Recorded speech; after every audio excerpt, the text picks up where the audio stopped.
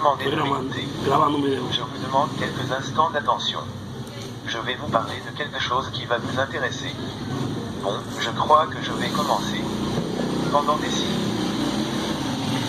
l'imitation a constitué le principe fondamental de l'art. Durant l'Antiquité, comme ensuite à la Renaissance, ou à l'âge classique, l'imitation constitue la norme de l'œuvre esthétique. La poésie d'Aristote affirme en effet qu'il faut imiter la nature, parce que l'homme, animal mimétique, apprend en imitant. Le philosophe Platon avait critiqué l'art pour cette raison. Il ne donnait ici, d'après lui, qu'à des reflets, qu'à des formes inférieures, moins réelles, de l'être. Pour conclure, je dirais que le XVIIe siècle est marqué par la doctrine de l'imitation. Les auteurs de cette époque partent de l'idée selon laquelle l'Antiquité est la période la plus faste où les plus belles œuvres ont été créées.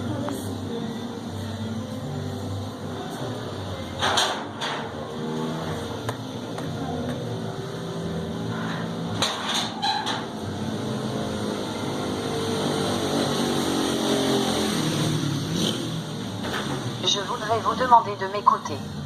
Je vous demande quelques instants d'attention. Je vais vous parler de quelque chose qui va vous intéresser. Bon, je crois que je vais commencer. Pendant des siècles, l'imitation a constitué le principe fondamental de l'art.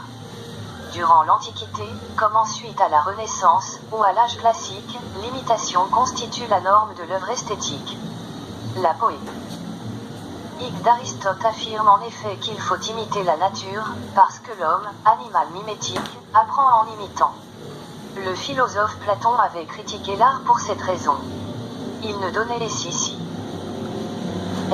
d'après lui, qu'à des reflets, qu'à des formes inférieures, moins réelles, de l'être. Pour conclure, je dirais que le XVIIe siècle est marqué par la doctrine de l'imitation.